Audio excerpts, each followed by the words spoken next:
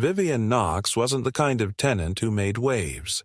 She paid her rent on time, submitted maintenance requests through the proper channels, nodded politely when she passed other residents in the hallway, and generally did everything in her power to remain low on the radar, which, ironically, made her stick out like a sore thumb in the tightly wound world of the Hillgrove residences, a self-managed private complex tucked between a series of ridgelines in one of those overly manicured neighborhoods where every shrub was shaved to military precision, and the air smelled faintly of lilac-scented compliance. Her unit wasn't luxurious, but it was quiet, solid, and just within reach of her budget.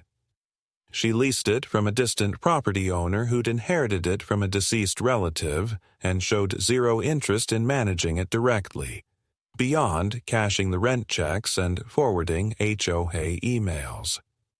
Vivian worked full-time as a logistics coordinator for a water distribution network, a job she did mostly from her apartment while rotating between supplier calls, data input, and emergency rerouting of pipelines whenever a rural valve burst or heavy storms derailed the regular flow.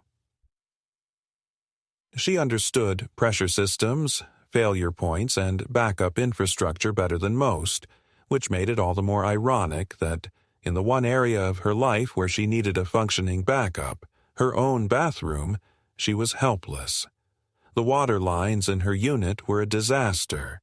The toilet valve screeched like a dying kettle, and the pipes beneath the sink hissed when no one was using them.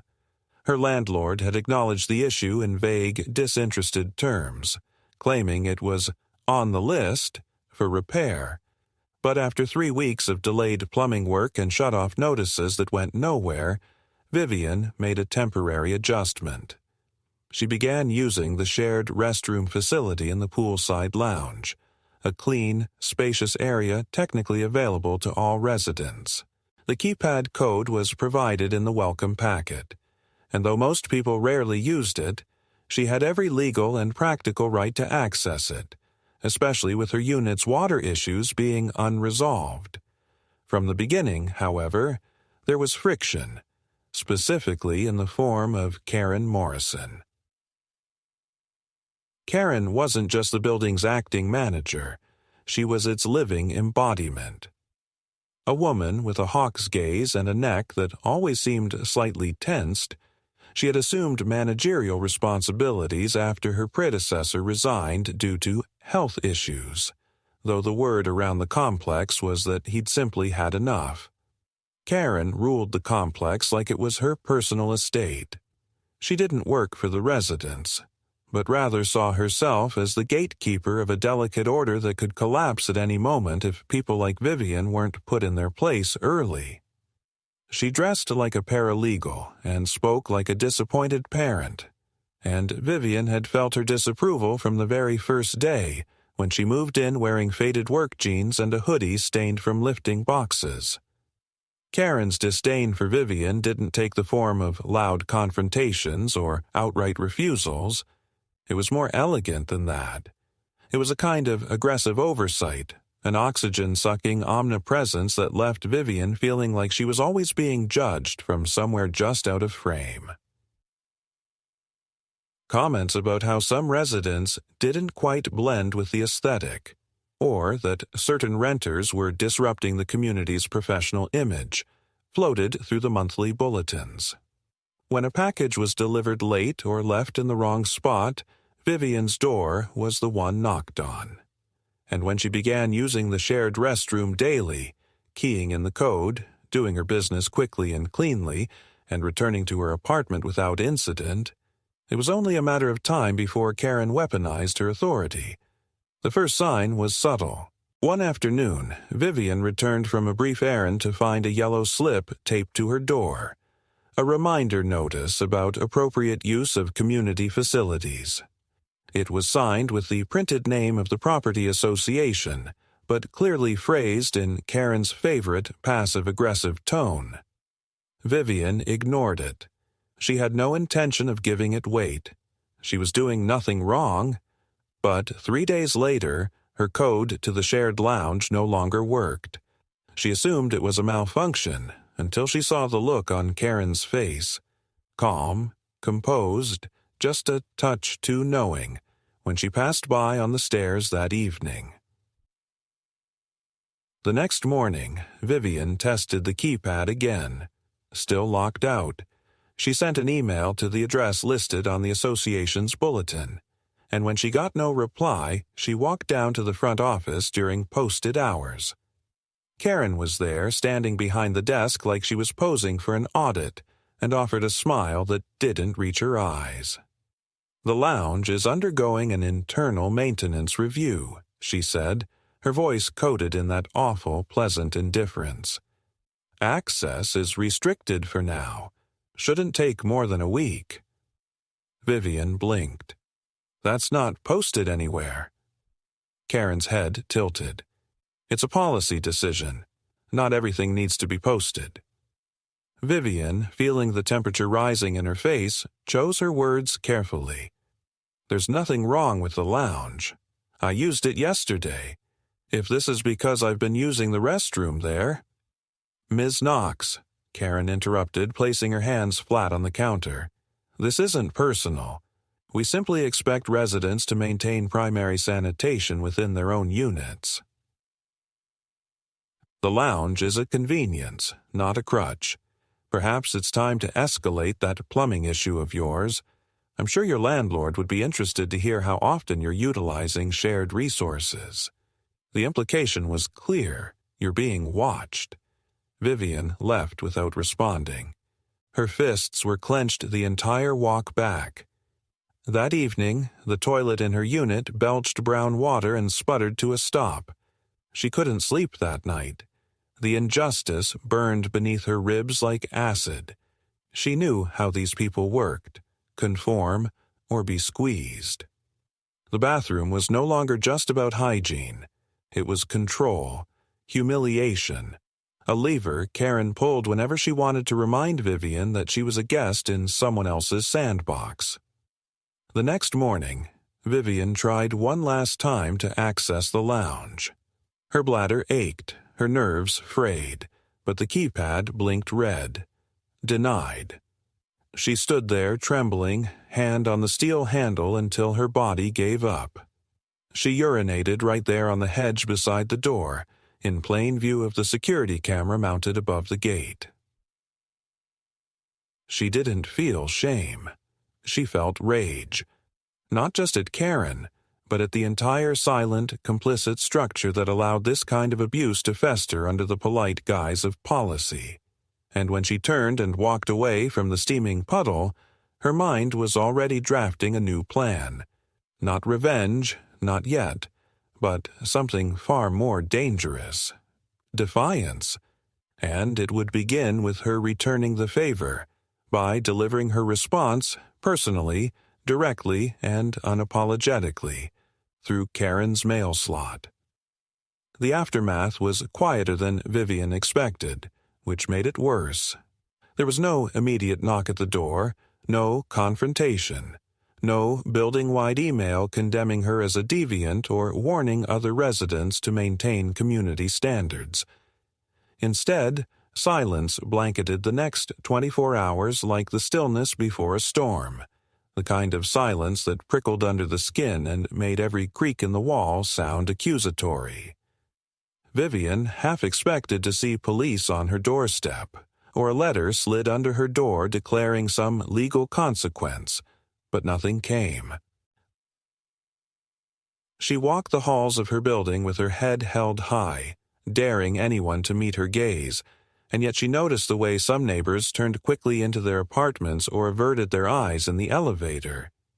If someone had seen what she did, and she knew they had, the security cameras were undeniable. They weren't confronting her. They were watching, waiting. And that somehow felt more insidious than open backlash. It wasn't that the complex was punishing her overtly. It was that it had begun to absorb her into a category of people who were dealt with quietly, people for whom the rules shifted subtly and permanently. She no longer belonged to the polite circle of silent compliance. She was marked, othered, observed. The second day, she received a formal notice from her landlord via email. No greeting, no context, just a PDF attachment titled Conduct Documentation. It was a scanned printout of a warning from building management, citing unsanitary conduct and violation of common area hygiene expectations, with her unit number circled in bold red ink and a note indicating a first strike disciplinary record. No specifics, no opportunity to appeal, no human voice. It wasn't even signed by Karen directly, but by Hillgrove Management Services, a name that sounded official but carried no contact number or return address. Vivian stared at the screen for several minutes, letting the rage boil in her chest until her vision blurred. It was all so calculated, so surgically cold. The complex had a system for punishing people without confrontation, without due process, without even explaining the rules until you'd broken them. And the more she thought about it, the more she realized that was the point. Keep residents disoriented, ashamed, and isolated, so that when they fought back, they looked erratic and unstable. She responded to her landlord with a 3-paragraph email outlining the complete plumbing failures in her unit, her repeated documentation of the issue, the absence of functioning sanitation within her own apartment, and her temporary and entirely appropriate use of the shared facility as clearly permitted in her lease. She demanded immediate action to resolve the maintenance issue and to reinstate access to the lounge. The landlord's reply came 12 hours later and consisted of 2 lines. Plumbing contractor is being scheduled. Please refrain from public misconduct in the meantime. That word, misconduct, sent a chill through her. Not complaint, not concern. Misconduct. It placed the burden on her, implied fault, painted her as a problem to be monitored rather than a tenant with rights. She thought of the camera above the lounge door, the one that had no sign warning it existed, the one whose footage had clearly been reviewed, extracted, and used as evidence against her. She thought about who had access to that footage, how long they had kept it, and how many people in the complex had seen her crouched and humiliated in that moment. She couldn't prove that Karen had disseminated the clip, but she didn't need to. The smug silence said everything. It was exactly the kind of psychological warfare someone like Karen specialized in. Nothing was done directly, but everything was executed with chilling precision. And so, the next morning, Vivian took a walk. She left her apartment just before sunrise, carrying nothing but a small envelope and a bottle of water. She passed by the lobby where the mail slots were arranged like metallic honeycomb, each unit labeled neatly in embossed gold lettering. Karen's slot was easy to find. It was the only one without dust on the frame, freshly polished with a tiny sticker beside it reading, Manager, as if to elevate her above the rest of the tenants. Vivian didn't hesitate. She opened the bottle, crouched slightly, and poured the full contents through the slot, letting it splash freely inside. It wasn't urine. Not this time. But it was enough. A message. A reminder. A warning shot across the bow. And then she walked away, calmly, without rushing, without looking back. Later that day, she received a second email, this time not from the landlord, but from a private legal address she didn't recognize. The subject line was simply, Notice of Review. The body of the message informed her that her unit had been flagged for compliance observation and that further violations could result in the termination of her lease. Attached were 5 blurry screenshots, one of her outside the lounge, another of her standing near the mailbox, and 3 indistinct frames of her in motion, unidentifiable to anyone but herself. No formal accusation, just enough to say, We see you. Vivian forwarded the email to her attorney, an acquaintance she'd met through her sister during a past housing issue, and asked for advice. The response was swift. "They're playing intimidation games. Don't respond. Log everything. From this point forward, treat all contact with them as evidence." It was the first sliver of clarity she'd had in days. But clarity didn't stop the building from turning on her. 3 packages went missing from the shared mail room. One of her window screens was sliced open. Her internet access, once stable, began dropping out at random intervals, always in the early evening when she needed it most.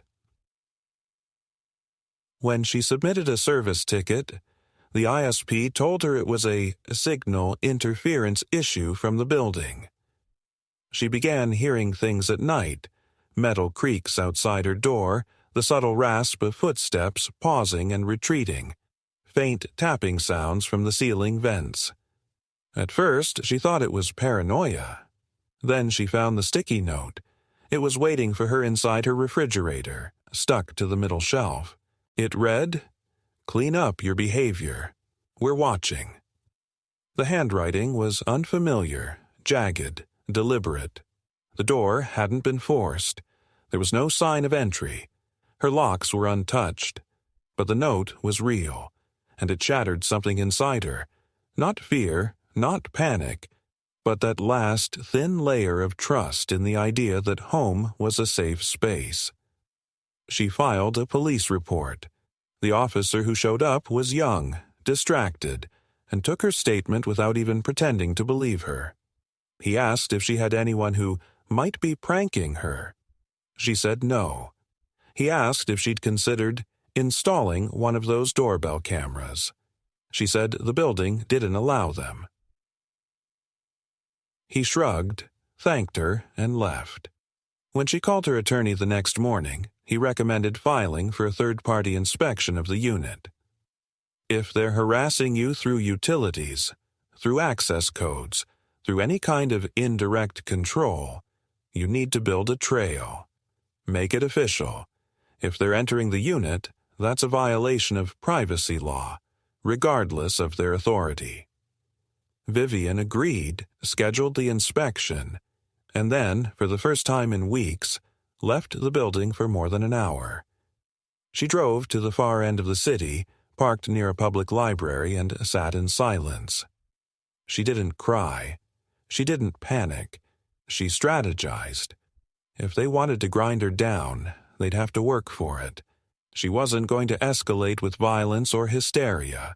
She wasn't going to throw herself against a wall hoping for mercy. She was going to push back with facts, timing, and relentless documentation. She was going to make her presence undeniable, her story too real to ignore. She didn't know yet how far Karen would go, but one thing was certain. This wasn't about a bathroom anymore.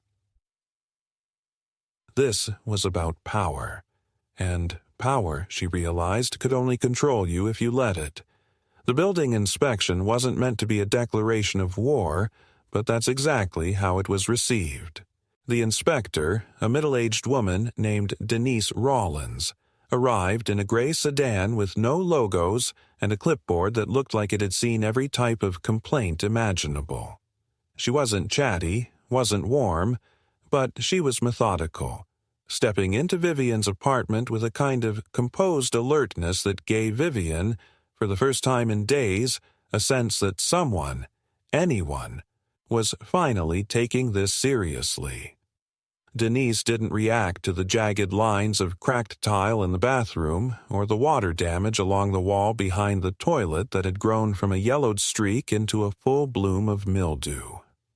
She didn't flinch when Vivian showed her the discolored water trickling from the faucet or the warped wood along the baseboards that released a sickly, metallic odor when pressed.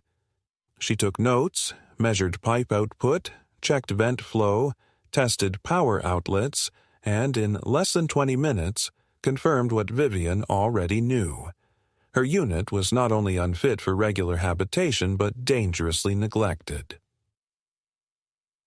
Denise promised a formal write-up would be submitted to the Municipal Housing Department within 48 hours. Then she stepped out as calmly as she had entered, leaving behind a silence that seemed both victorious and ominous. Karen's response was immediate, not through words or letters, but through motion. The very next day, Vivian's mailbox was ripped off its hinge, not shattered or vandalized, but removed surgically, almost ceremonially, and left in a heap beside her welcome mat like a carcass. Nothing was stolen.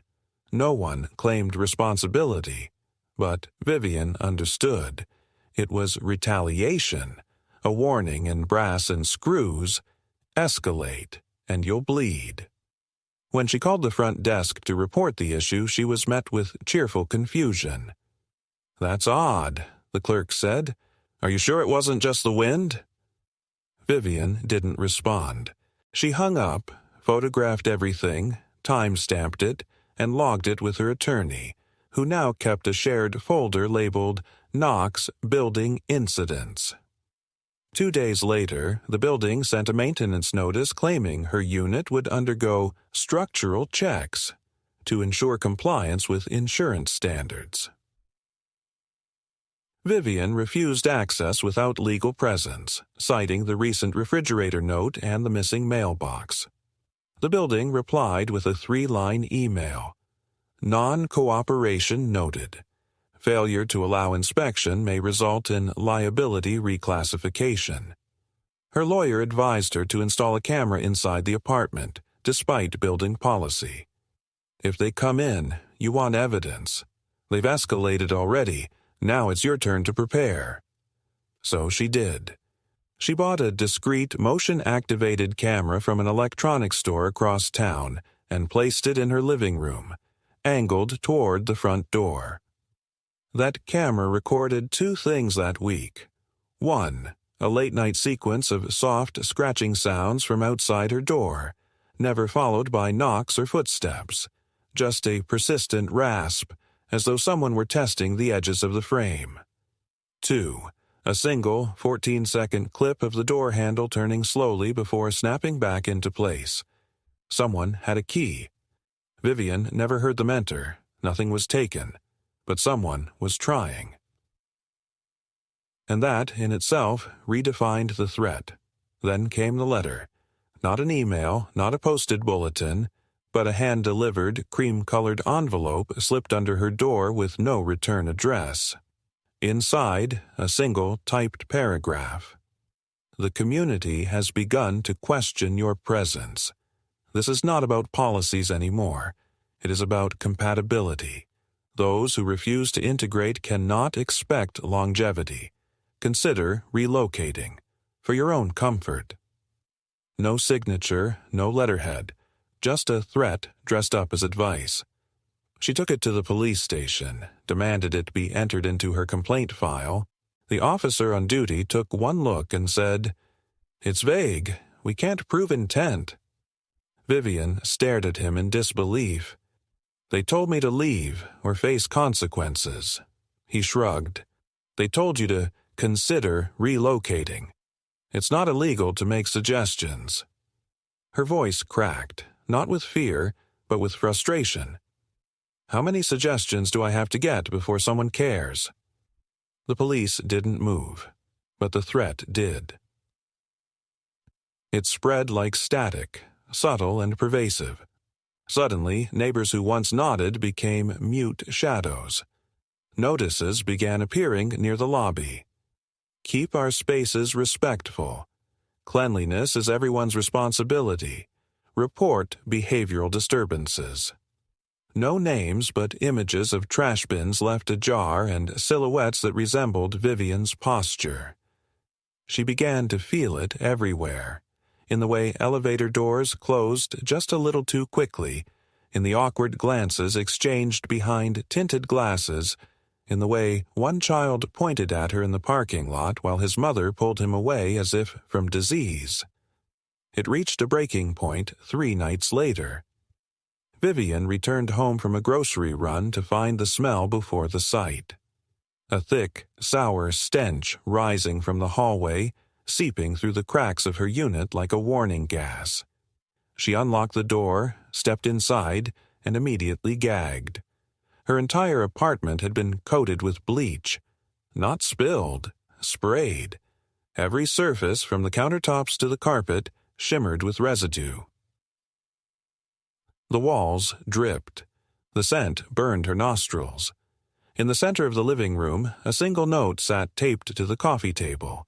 It read, "Sanitized. You're welcome." She didn't call the building. She didn't email Karen. She dialed her lawyer, then emergency services. Fire department cleared the scene, confirmed chemical exposure, logged the incident, but again, no proof of who entered. Her camera had been disabled. Power cords snipped. It had recorded nothing. Her attorney filed for a protective order and demanded a city code enforcement intervention. Vivian was moved temporarily into a motel on the city's emergency housing voucher, her lawyer arguing it was unsafe for her to remain in a compromised unit. The building sent no acknowledgement, no apology. Just another form email. Access suspended pending investigation. And through it all, Karen remained the ghost behind the curtain. Never present, never seen act indirectly, but always felt. Her fingerprints were on the tone, the method, the escalation. This wasn't rage. It was discipline. It wasn't impulsive. It was tactical. Karen wasn't trying to scare Vivian out. She was grinding her out, filing down her existence until she no longer had the energy to resist. Vivian's motel room was sterile and distant, the kind of place that reminded her she was only a step above displacement. She ate out of takeout containers, kept her phone charged at all times, and reviewed security footage frame by frame in case she missed something, anything. She slept with the lights on, not out of fear, but to maintain vigilance. Karen wanted her disoriented. She would stay sharp. Karen wanted her to leave. She would dig in. If they wanted to turn this into a siege, then Vivian would become a fortress. She had nothing left to lose, not comfort, not privacy, not pride. All of that had been stripped from her. What remained was purpose. And when a person has nothing but purpose, they become very, very hard to remove. The motel room, with its yellowing walls and stiff polyester sheets, became a liminal space. Neither retreat nor sanctuary, but a holding zone between what Vivian had endured and what she would now become. She no longer measured time by days or appointments, but by responses. The delay of a city inspector's callback, the silence of the property owner's inbox, the latest photograph she took of another cryptic flyer posted outside the complex gates. Every inch of her life had shifted into documentation and endurance. Her job, thankfully remote, became a lifeline. Familiar spreadsheets, supplier calls, and infrastructure reports provided the illusion of structure, even as her own personal structure crumbled beneath her. She worked from the desk wedged between the bed and the heater unit. Her laptop warmed from the buzzing plastic heat vent, her mind drifting into worst-case scenarios during loading screens. Her lawyer, Evan, remained steady, not just as legal counsel but as the only person who seemed willing to speak plainly. His updates were infrequent but precise. He'd filed a formal harassment claim with the city's housing authority, submitted evidence from the bleach incident, and begun compiling a summary of all documented actions taken by the building against her.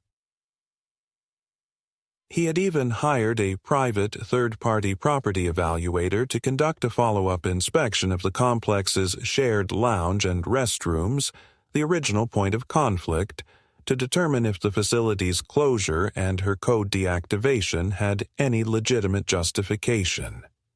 It was a small move, but an important one. If they could prove that the shared restroom had been closed solely to target her, without any safety or maintenance need, it would become a cornerstone of the case. And it wasn't just about money anymore. Vivian didn't care if she got a payout. She wanted exposure. She wanted the whole disgusting system turned inside out. A week after her forced relocation, she received an anonymous text from a number with no name. The message was short. "They're trying again." Attached was a grainy photo taken in the early morning fog outside the complex. Two men in uniforms loading what looked like carpet rolls and equipment into a white van parked just outside the maintenance entrance. The van's logo was intentionally obscured, the angle too poor to make out details, but it was enough. Someone inside was feeding her information. Someone wasn't playing by Karen's script. The thought sent a flicker of energy through Vivian's chest. Dangerous, unsteady, but invigorating. She tried calling the number. It didn't ring. Straight to voicemail. That afternoon, Evan called with news. The third-party report had come in, and it confirmed what she'd suspected all along. There had been no formal maintenance request, no structural issue, no plumbing failures in the lounge restroom facility during the time her access was revoked. Furthermore, the report uncovered that the keypad system used for door control had been manually adjusted during a specific 30-minute window, corresponding exactly to the time frame when she first noticed she'd been locked out. The alteration had not been logged in the official maintenance tracker used by the complex. In simple terms, someone had gone into the system and shut her out without record, a deliberate and undocumented action. Illegal. Vivian didn't cheer. She didn't smile.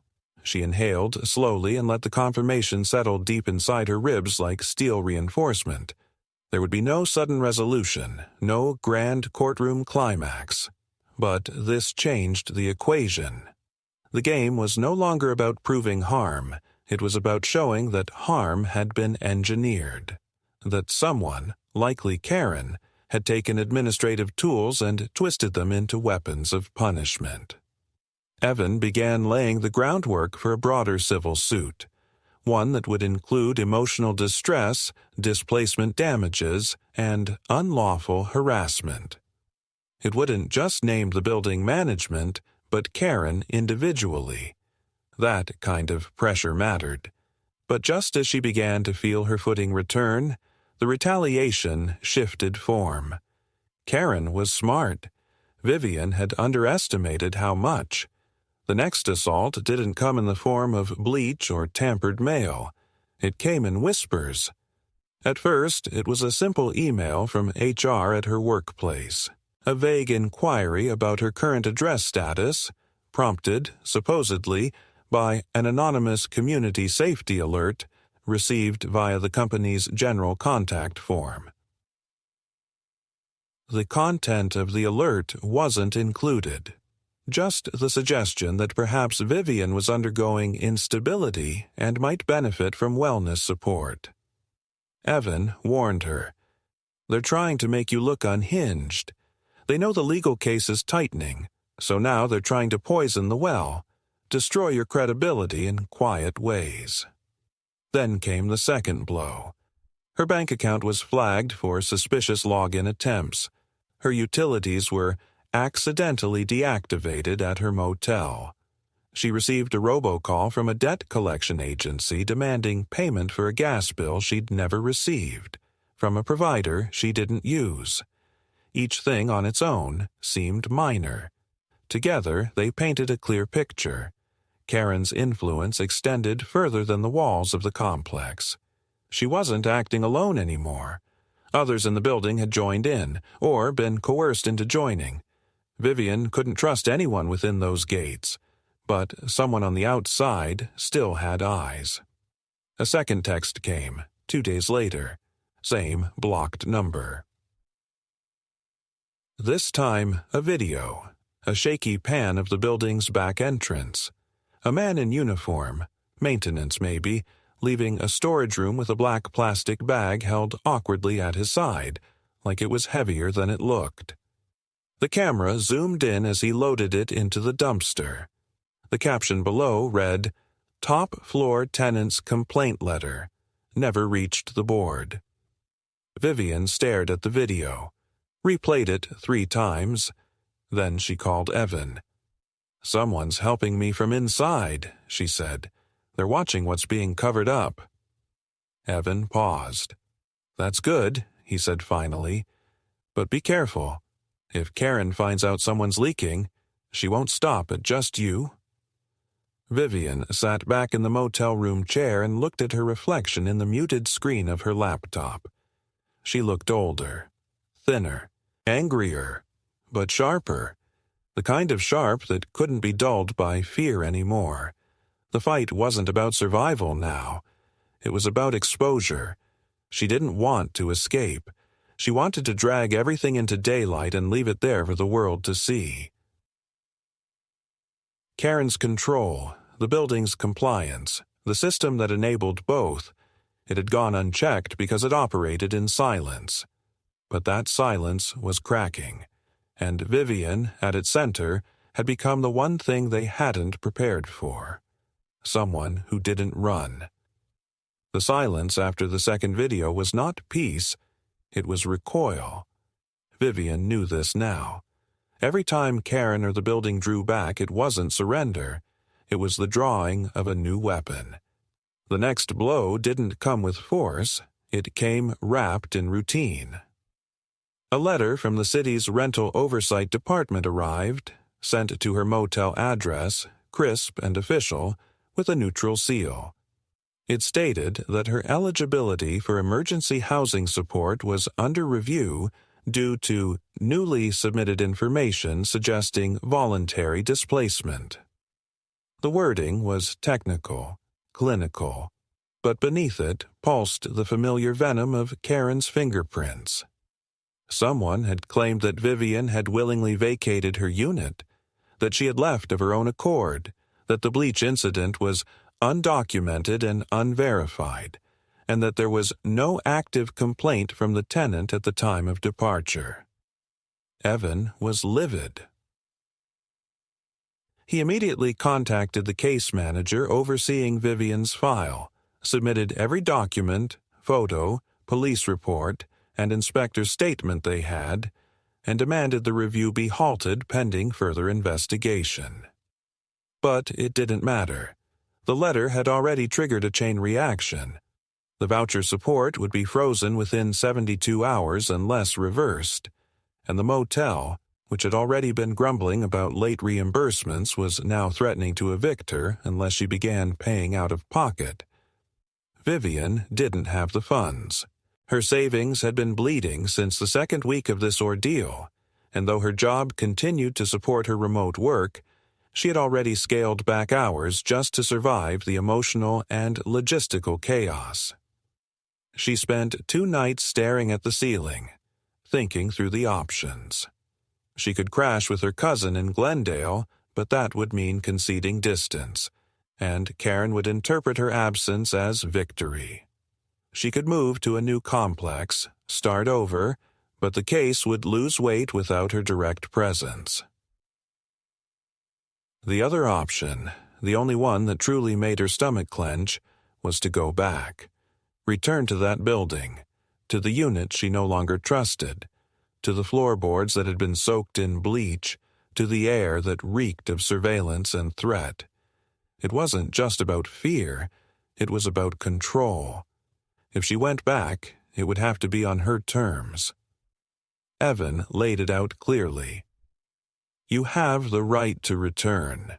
There's no legal standing to block you unless they formally evict you, and they won't do that now. It would blow up the case. But if you go back, you need security. Visual proof, audio logs, witness backup. I can get you a civil rights housing advocate to accompany you. Not law enforcement, but someone with teeth. Vivian agreed. They scheduled her return for the following Tuesday. She packed her few remaining motel possessions into 2 duffel bags, kept her legal folder on the passenger seat, and drove back to the building with a stranger in the front seat. A woman named Marlene, mid-40s, sharp jaw, clipboard in hand, eyes that never stopped scanning. The building was as sterile and pristine as she remembered. Nothing was broken, no trash out of place, not a single thing visible that indicated what had been boiling beneath the surface for the last 6 weeks. They entered through the front lobby. No one greeted them. Karen was not at the front desk. The security guard on duty nodded, looked once at Marlene's badge, then stepped aside like a man who had already decided not to get involved. Vivian's key still worked. Her door opened with the same mechanical clunk, the same whine of metal against warped frame. Inside, the air had changed. Not cleaner, not worse, just colder. Her bed had been stripped. The carpet had been vacuumed. The note on the table, sanitized, "You're welcome," was gone. But there was a replacement. A white index card, blank on one side. On the back, a single line. "Welcome home. Let's be civil this time." Vivian stared at it, breathing through her teeth. Marlene took photos. They walked the unit room by room. The utilities were on, the water ran, the internet flickered but connected. There was no immediate cause for alarm, yet Vivian's skin buzzed. The place had been cleaned not for her, but for image, as if someone had known she would return and wanted the optics just right. No evidence of danger, no sign of hostility, just the pristine illusion of normalcy. That evening, she slept with her phone in hand and her shoes on. She dreamed of locks clicking in the dark. The next escalation came at 3:17 a.m., and it was subtle. A scraping sound outside her door, a dragging of fabric. She opened the peephole. Nothing. The hallway was empty, but in the morning she found a series of smudged footprints across her welcome mat. Bare feet, too wide and flat to be hers, trailing from the elevator to her door and then disappearing again. She took pictures, logged them, sent them to Evan. That afternoon, she went to retrieve a package from the mailroom and found her locker had been reassigned. Her nameplate had been removed. When she asked at the desk, a clerk shrugged and said, "System must have rotated." "We can't override it manually." She was given a new locker, on the bottom row, near the trash cans. It was empty. The package, according to tracking, had been delivered. It was never found. She began to receive duplicate notices. 2 water bills, 2 electric bills, 2 sets of maintenance checklists, 1 digital, 1 hand-delivered. Each set had slight discrepancies. One showed a spike in usage. One showed a credit refund. It was meant to destabilize. She knew the tactic from her work in distribution networks. Make the client question the data. Keep them chasing correction rather than demanding accountability. And it worked. For days, she was lost in spreadsheets, comparing numbers, looking for real errors among the deliberate confusion. Meanwhile, the texts from the anonymous source stopped. No more video, no more warnings. The silence screamed. Then the social side began. At the building's next public gathering, a quarterly community refresh held in the lobby with snacks and music, Vivian showed up. Not because she wanted to, but because she had to be seen. She wore a neutral sweater, kept her hair back, brought no phone. She smiled, greeted, stood near the cheese platter like she belonged. No one welcomed her. They watched her like she was poison in the punch. Karen arrived 30 minutes in, floating across the room like a judge. She didn't look at Vivian. She didn't have to, but she positioned herself strategically, across the room, with a clear line of sight, like a sniper. It was then that Vivian noticed something chilling. 2 tenants were wearing identical lapel pins, small black enamel ovals, not issued by the building, not seen before, just there. Markers. Later that night, when Vivian reviewed a series of past photos she'd taken of lobby bulletin boards, she found those same pins in a group shot from 3 months earlier, worn by Karen, one maintenance worker, and a man she didn't recognize. They weren't random. They were identifiers, a signal, and she wasn't part of it. Evan confirmed her suspicions. This is deeper than harassment. It's community coercion, a soft cult mentality. You're being made into a symbol, an outsider, the disruptive force. It's not about you personally anymore. You're their scapegoat. Vivian nodded, eyes flat. Then I need to change the narrative. They submitted a formal request for an emergency hearing with the city's housing tribunal. It would take time, but the weight of the documentation was undeniable. Meanwhile, Evan advised her to stay visible, stay legal, and stay relentless. And that's when she got the final envelope. Slipped under her door again, handwritten this time. Inside, a photo. Blurred, taken at night but unmistakable. It showed Vivian sleeping, in her bed, taken from inside her apartment. There was no more doubt. Karen, or someone close to her, had crossed the line, and Vivian, now fully unafraid, crossed it back. The photograph changed everything. It wasn't just a violation, it was the impossibility. Vivian had installed 2 new locks. She had sealed the windows. She had bolted the balcony from inside and lined the base with glass shards as a crude alarm. There was no way anyone could have taken that photo without being inside her apartment, and yet the image stared back at her with undeniable intimacy. Her, in bed, arm draped over the blanket, one leg curled beneath her, face turned slightly away from the camera, mouth slightly open, captured in the kind of detail that said whoever took it stood only feet away. She sat frozen, staring at it for a full 5 minutes, her mind looping through possibilities. Drugs? No. She never slept deeply. She had trained herself to wake at the slightest shift in air. Sedation? A gas line? No. There were no signs, no gaps in memory, no missing time. Whoever had entered her space did so silently, efficiently, and without leaving a trace, and that, more than anything, terrified her. Not the act of being watched, but the precision of it. This wasn't chaos. It was strategy. She sent the image to Evan without commentary. He called within the hour. "You need to get out," he said. "I don't care what the case needs. This isn't harassment anymore. It's criminal." But Vivian was beyond fear now. The picture, as horrifying as it was, had gifted her something unexpected. Clarity. This wasn't about scaring her into submission anymore. This was about branding her, not just as a nuisance, but as a cautionary tale to the rest of the building.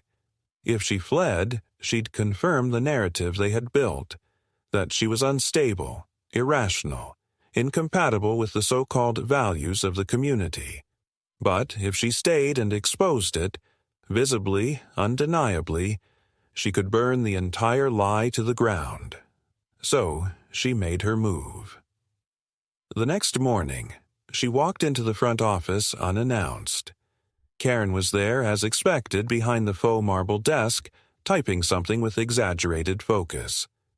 Vivian didn't speak. She reached into her coat, pulled out the photo, and placed it flat on the desk. Karen didn't flinch. Her eyes scanned it once, then slowly lifted to meet Vivian's. There was no confusion in her gaze, no denial, only the kind of cold detachment that sent shivers into Vivian's bones, not because it was cruel, but because it was so practiced. Vivian leaned forward and whispered, "This is over." Karen blinked slowly. "You have no proof of origin," she said, her voice a whisper of finality. "It could be staged, and even if it's not, who do you think they'll believe? You, or a board of respected residents with spotless records?" Vivian didn't answer. She walked away. By the end of the day, she had submitted an official report to the city police department, attaching every piece of evidence collected: photos, videos, timestamps, logs, written threats, inspection results, legal notices, and formally accused building management, and specifically Karen Morrison, of orchestrating a coordinated campaign of intimidation and unlawful surveillance. Evan arranged a follow-up meeting with an independent civil rights investigator who agreed to review the materials and initiate contact with the Department of Housing and Urban Development. And in a final act of escalation, Vivian printed 100 copies of the photo, just the image without context, and slid them under the doors of every unit in the complex at 3 a.m., moving silently, methodically, until the entire floor was littered with evidence. The building woke up to itself the next morning. Karen called an emergency tenant meeting within hours, held in the community lounge she had once locked Vivian out of. Most residents showed up in silence, still holding the photograph. Karen opened the meeting with a speech full of pretense, concern about unauthorized materials, vague references to digital forgeries, a plea to remain unified in difficult times. But the room didn't respond. Not with murmurs, not with questions, only stares. Vivian stood in the back, arms crossed. When Karen finished, one of the residents, an older man who had once ignored her in the hallway, raised a hand and asked, "Did you take the picture?" Karen didn't answer. The silence that followed was volcanic. By afternoon, the first cracks appeared. A former maintenance worker posted anonymously online about orders given by Karen to monitor specific tenants and submit backdated logs. A woman on the second floor submitted a formal complaint about being pressured to sign a petition against Vivian that she had never read. Someone else admitted to wearing one of the black pins just to stay out of trouble. The illusion of unity shattered. By day 3, 2 local journalists picked up the story. Evan had leaked the incident report to press contacts under Vivian's approval. They ran the headline with chilling simplicity: "Tenant alleges surveillance, harassment by management after locked bathroom access." The headline alone was enough to spark a chain reaction. City inspectors reopened their case. The housing authority ordered a surprise audit. Karen didn't show up to work that morning. By noon, she was gone. Her car missing, her office empty, the keys left in a small pile on the front desk. No note. No apology, just absence. The building's board issued a bland email that evening. Due to recent developments, Ms. Morrison has chosen to resign from her position. We will be transitioning to new management and working closely with city representatives to ensure compliance and community stability.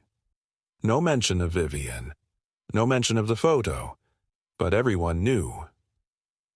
That night, Vivian sat alone in her apartment. The power was on. The water ran. Her internet was stable. There were no new notes under the door, no scratches at night, no strange sounds.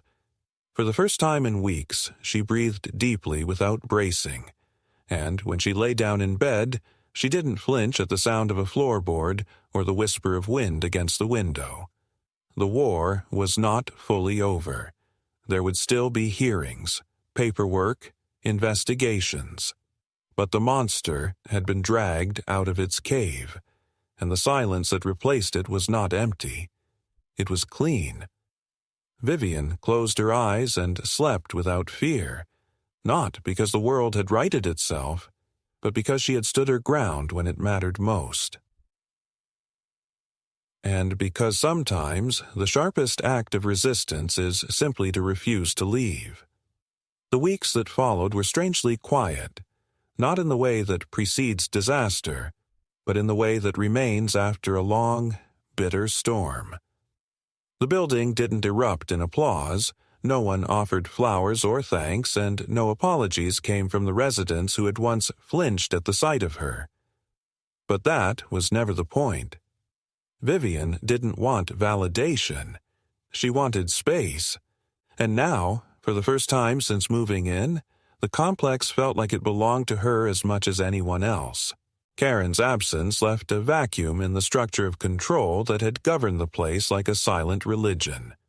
The new interim manager, a soft-spoken man from an external property group, held short meetings, answered emails, and didn't try to play God. The bathroom in the lounge remained open. The keypad code was posted clearly in 3 locations. No more threats. No more locks quietly reprogrammed behind closed doors. Whatever machine Karen had constructed to keep herself at the center of power had collapsed without her hand to turn the gears. Vivian didn't celebrate. She resumed her work, restored her routines, and took walks at night again. Slow, deliberate circuits of the perimeter, not for exercise, but for presence. Letting the others see her, reminding them she was still here, not as a martyr, not as a problem, but as a permanent part of the landscape. The fear that had once hovered like fog behind her eyes receded slowly, replaced by a new weight, not lighter but settled, the kind of weight that stays after you've chosen to keep standing when the easier choice was to disappear. One afternoon, as she collected her mail, now restored to its original slot, nameplate reinstalled, she found a plain envelope tucked behind the stack. No return address, no handwriting. Inside, a single sheet of paper with a typed message. You were right. Most of us just didn't know how to say it. No name, no signature. It wasn't a confession. It wasn't enough to absolve anyone. But it was acknowledgement. A whisper of conscience in a building that had once swallowed every wrong in silence. She folded the note and placed it in a folder labeled Aftermath. She didn't need it for legal purposes. She kept it because it proved she wasn't imagining everything, that even in a place so bent on pretending nothing ever happened, the truth still left marks. The tribunal hearing happened 2 months later. Karen didn't attend. Her legal representation filed a dismissal motion, which was denied. Vivian testified calmly, clearly, without theatricality. She didn't need to dramatize what had already been so absurdly cruel. The evidence spoke for itself. The photograph, the reports, the timestamps, the inconsistencies in the keypad logs. She described how it began with a locked door and ended with her sleeping under a stranger's camera. And when the panel asked why she stayed, she said simply, "Because if I left, they'd do it again. To someone else." No further questions. The ruling came 3 weeks later. Formal reprimand against the building's board for failure to supervise management. Karen was barred from working in any registered property administration role in the state. The civil suit remained ongoing. Evan was negotiating terms. Vivian had no illusions about justice. The system didn't undo harm. It only recognized it. But that recognition mattered. It became a wall between her and the next person they might try to erase. One morning, just as spring began to thaw the hard corners of the complex's manicured lawn, Vivian took a walk down to the community lounge. No one was inside. The air was cool. The tile floor shined under the overhead light. She walked past the benches, past the pool, to the restroom door where it all began. The keypad blinked. She typed the code. The door clicked open. She didn't go in. She stood there for a moment, breathing evenly, remembering what it had meant to be denied entry not just to a space, but to dignity itself. Then she let the door close and walked away.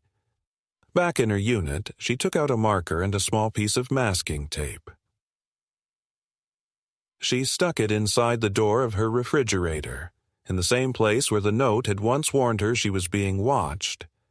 Her new message, written in clean, steady letters, read, "Survived. Didn't vanish. That's enough." She closed the door and exhaled. It wasn't a victory lap. It was a marker in time. A scar shaped like resolve. The building would go on. New tenants would move in. Old ones would forget. But the story was no longer secret. And she was still standing.